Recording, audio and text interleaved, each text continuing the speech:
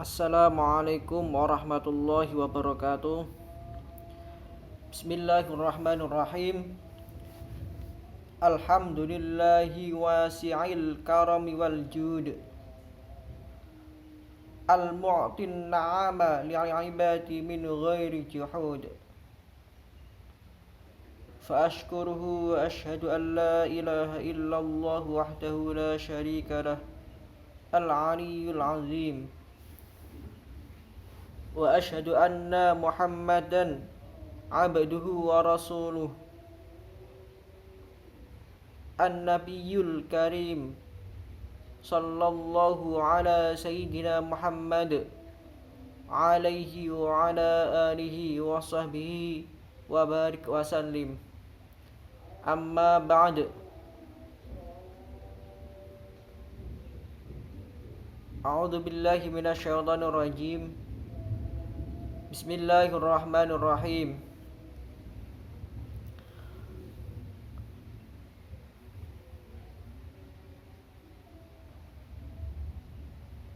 Qulillahumma malikal mulki tu'til mulka man tasha' wa tanzi'ul mulka mimman tasha' wa tu'izzu man tasha' wa tudhillu man tasha' biyadikal khair innaka ala kulli syai'in qadir. Al-ayah. Pemirsa yang dirahmati Allah Subhanahu wa ta'ala,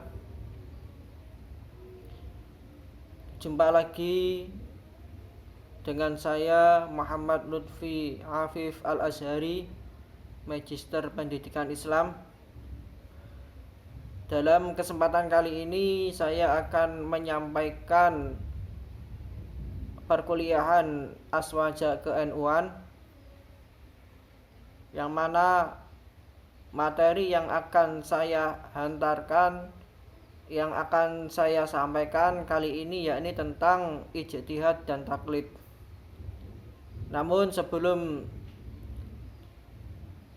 kita memasuki pada materi,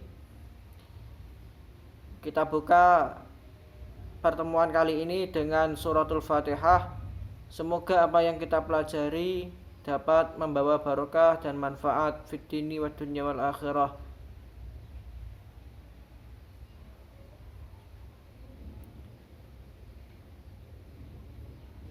Al-Fatihah.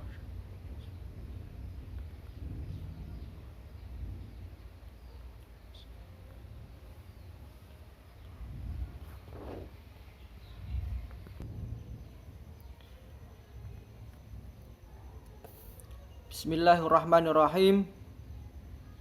Ijtihad dan taklid. Materi ini saya sampaikan dalam perkuliahan Aswaja ke-NU-an.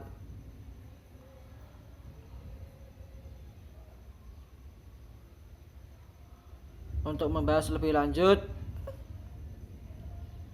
mari kita simak apa yang akan saya presentasikan.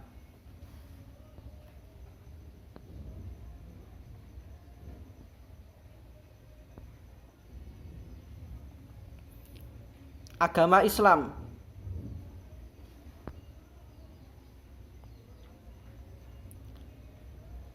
Apakah Islam itu satu atau banyak?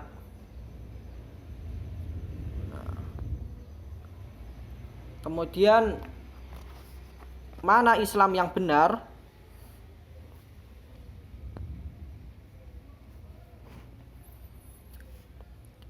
Terus kenapa umat Islam terpecah belah ke dalam berbagai madhab atau aliran? Selanjutnya, mungkinkah menyatukan umat Islam? Terus bagaimana menyikapi umat Islam yang terpecah tersebut? Kelima pertanyaan ini mari kita renungkan bersama-sama sebagai pengantar materi kali ini.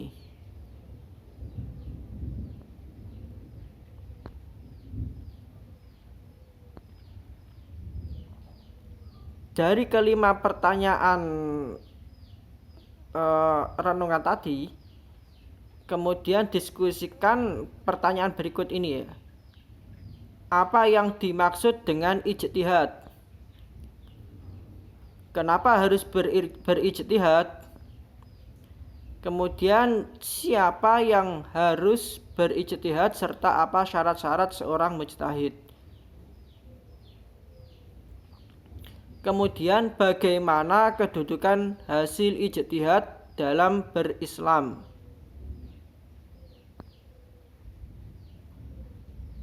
Bagaimana menyikapi hasil ijtihad?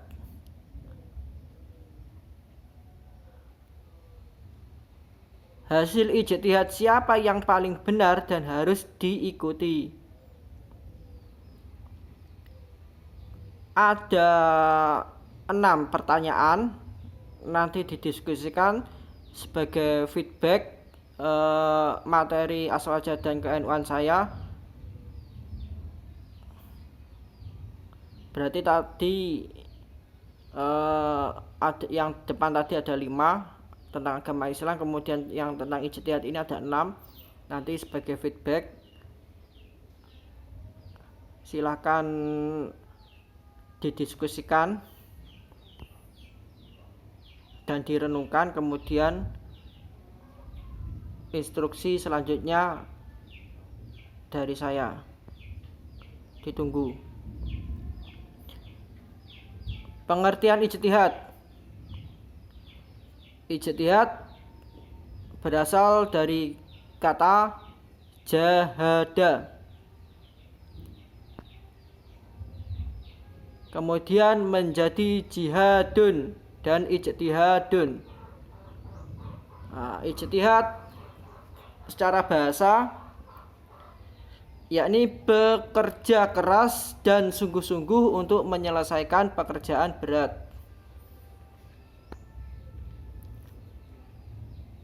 Secara terminologi,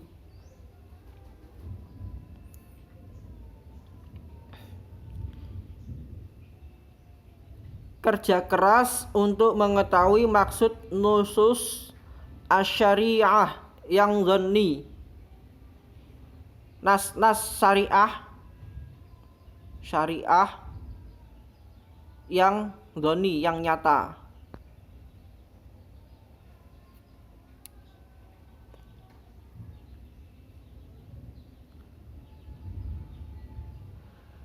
Kerja keras dan sungguh-sungguh untuk mengetahui ketentuan ajaran Islam tentang hal-hal yang tidak terungkap secara eksplisit atau langsung di dalam Al-Quran dan As-Sunnah, agar keduanya berfungsi dengan baik sebagai pedoman hidup.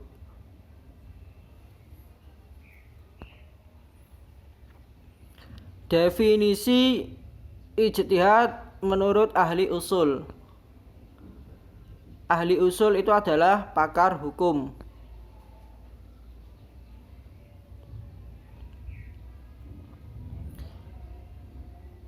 Ijtihad menurut ahli usul atau pakar hukum yakni pengerahan segenap kesanggupan ahli fikih untuk memperoleh suatu ketetapan hukum syariat yang bersifat dhanni.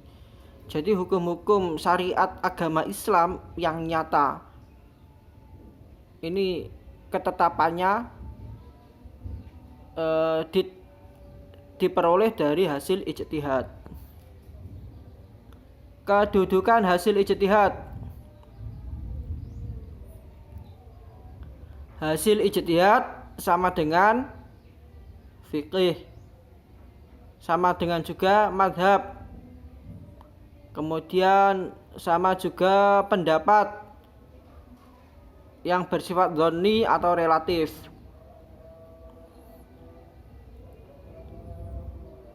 Ijtihad menghasilkan pemahaman atau al-fiqh. Ya bahasanya fikih itu al-fiqh yang bersifat dhanni, mungkin benar tetapi juga bisa salah.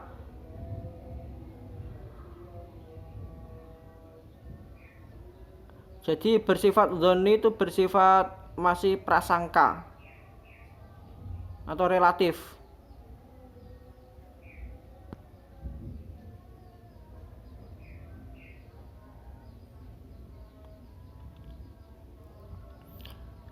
Jadi tidak ada manusia yang mempunyai pemahaman yang pasti benar. Syariat mutlak benar karena berasal dari Allah dan Rasul-Nya. Fikih itu bersifat dhonni karena merupakan hasil usaha manusia biasa yang bersifat nisbi atau relatif.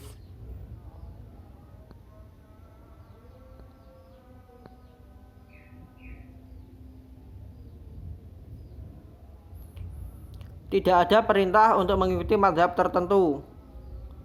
Nabi tidak kenal dengan imam-imam mazhab karena imam-imam mazhab itu lahir setelah Nabi wafat. Kemudian kita bahas tentang fikih. Fikih itu tadi hasil dari ijtihad. Al-fiqih secara bahasa sama dengan al-fahmu, pemahaman seseorang terhadap syariat. Semua kesimpulan yang diperoleh sebagai hasil pemahaman terhadap Al-Quran dan As-Sunnah. Al-Fiqih disebut juga dengan hasil ijtihad. Urgensi ijtihad. Islam merupakan agama universal yang berlaku sepanjang zaman sejak Nabi Muhammad sampai hari kiamat. Beliau merupakan pedoman bagi manusia dalam menjalani kehidupan yang sangat dinamis.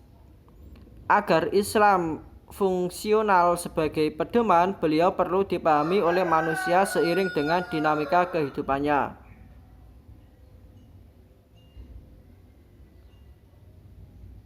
Banyak hal yang timbul dan terjadi yang menuntut jawaban Islam agar manusia tetap berada di jalan Allah yang benar.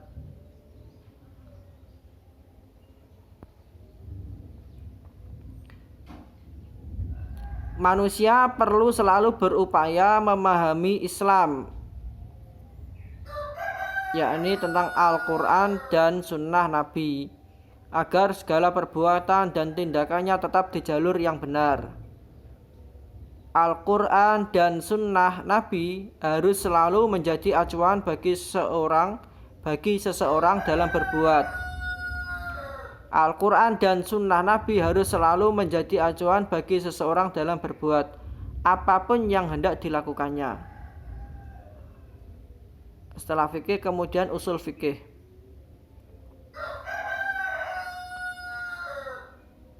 Usul fikih yakni prinsip-prinsip, kaidah-kaidah, ketentuan-ketentuan yang dipakai untuk berijtihad. Dari usul fikih tadi menghasilkan fikih. Jadi asal mula fikih itu dari usul fikih. Para ulama telah menetapkan berbagai aturan atau kaidah yang menjadi pedoman bagi mereka yang hendak berijtihad.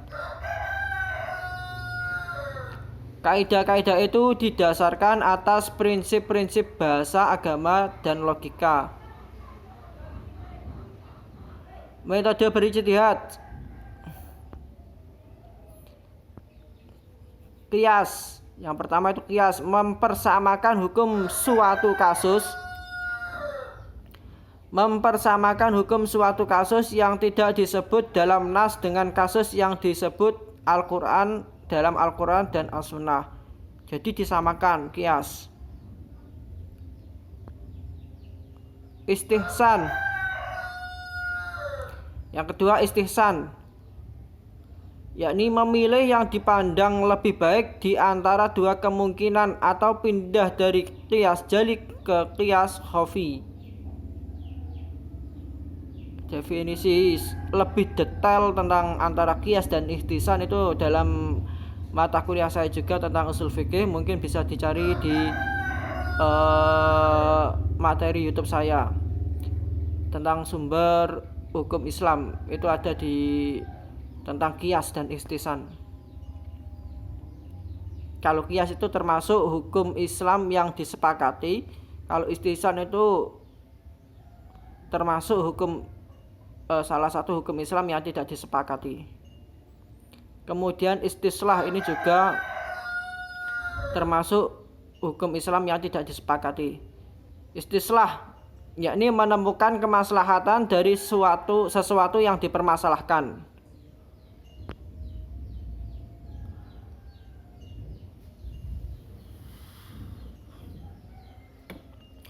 Masing-masing ulama punya kecenderungan sendiri untuk menggunakan metode-metode tertentu dalam berijtihad sesuai dengan keyakinan dan sikapnya dalam berislam. Perbedaan metode dapat menimbulkan perbedaan hasil dan dapat pula menghasilkan pendapat yang sama tentang suatu persoalan. Syarat-syarat ijtihad. Untuk memahami Al-Quran dan As-Sunnah berijtihad, memahami Al-Quran dan As-Sunnah itu berijtihad ya. Perlu diingat Al-Quran dan As-Sunnah tersusun dalam teks berbahasa Arab. Al-Quran dan As-Sunnah itu berbahasa Arab. Jadi kalau memahaminya juga harus tahu tentang bahasa Arab. Keduanya muncul di tengah-tengah masyarakat Arab dengan latar belakang sosial budaya tertentu. Jadi juga perlu tentang sastra Arab atau kajian budaya Arab juga. Ilmu-ilmu tersebut juga penting untuk sebagai salah satu mujtahid. Kehadiran keduanya berproses dalam tahapan waktu tertentu.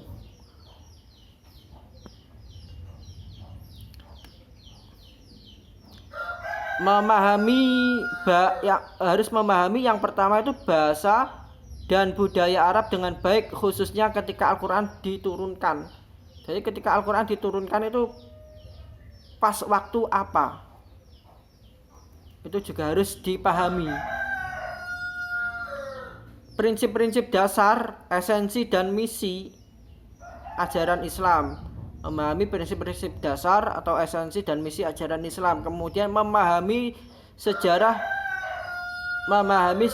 risalah Nabi Muhammad SAW. Kemudian memahami persoalan yang akan dibahas. Syarat-syarat ideal untuk berijtihad terutama dituntut atas mereka yang berijtihad untuk orang banyak seperti mufti, qadhi dan ulil amri.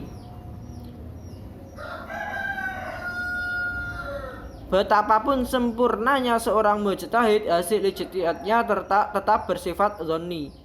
Dzanni itu bukan nyata tadi ya, maaf ya. Dzanni itu masih bersifat prasangka atau relatif. Seorang muslim dituntut untuk tetap bersikap kritis terhadap hasil ijtihad seorang ulama.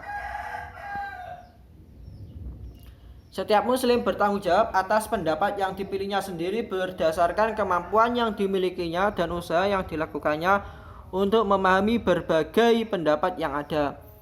Kesalahan dalam mengikuti fatwa adalah tanggung jawab yang bersangkutan. Tak bisa dipikulkan kepada yang berfatwa. Jadi tanggung jawab dalam mengikuti fatwa itu tanggung jawab individu, jangan dilimpahkan kepada orang yang berfatwa. Istihsan, yakni memilih yang dipandang lebih baik di antara dua alternatif yang lebih baik. Sebagai hati-hati dalam memilih hasil ijtihad. Contohnya ini ya, memberlakukan hukum sewa menyewa bagi tanah wakaf yang di dalamnya ada jalan atau sumber air, bukan jual beli. Sama-sama pengalihan hak demi kemudahan. Jadi sewa menyewa tanah wakaf. Tanah wakaf tersebut ada sumber air, kemudian disewakan, bukan jual beli ya. Tidak memberlakukan hukum potong tangan bagi pencuri di masa paceklik, beralih dari hukum umum kepada hukum khusus karena alasan tertentu. Jadi dalam masa paceklik orang mencuri tidak diberlakukan hukum potong tangan. Di Indonesia pun mencuri baik itu di masa paceklik ataupun tidak itu kan tidak dihukum dengan potong tangan. Kalau sesuai dengan hukum syariat Islam, hukum pencuri dengan ketentuan tertentu itu dipotong tangan.